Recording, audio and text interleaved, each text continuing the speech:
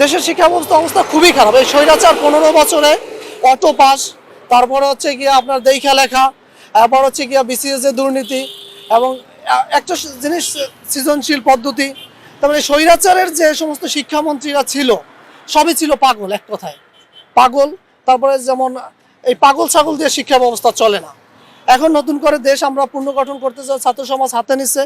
আমি ছাত্র সমাজ এবং উপদেষ্টা মণ্ডলী যারা আছে এবং পরবর্তীতে নির্বাচিত সরকার যারা হবে, সে যাই হোক, আমরাই দেশের জনগণ, আমাদের কারো না কারো নেতা মানতে হবে।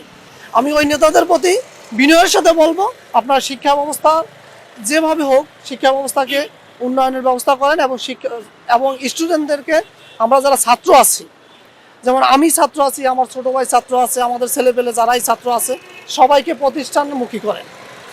স্টুডেন্ট কিন্তু এখন প্রতিষ্ঠানমুখী নাই, কোথায় কোনো স্টুডেন্ট প্রতিষ্ঠানমুখী নাই। আমরা যারা আছে আমাদের মাথায় কিছু নাই, আমরা অনার্স মাস্টার্স পাস করছি, খুব ভালো সাবজেক্টে পাস করছি। আমি আমার নিজের থেকে বলতে আমাদের মাথায় কিছু নাই, শুধু সার্টিফিকেট কাগজ আছে আমাদের।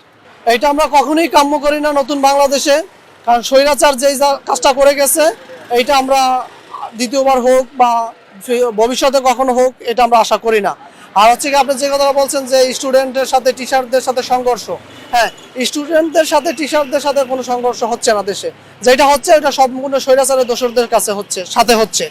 স্বৈরাচারের দোসররা এখনো বিভিন্ন প্রতিষ্ঠানে লুকিয়ে আছে।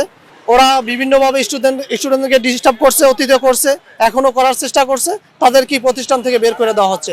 আপনি দেখেন, একজন আদর্শ শিক্ষককে কোথায় অপমান করা হচ্ছে, এখন পর্যন্ত আমাদের চোখে এটা আসে নাই। না, এই সরকার হচ্ছে জুলাই আগস্টের গণ অভ্যুত্থানের যেটা হয়েছে বিপ্লবের ফসল।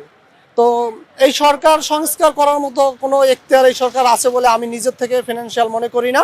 এখন যদি সংবিধানের কোনো রুলস থাকে যে সে সংস্কার করতে পারবে, তাহলে সেটা সংবিধান অনুযায়ী হবে।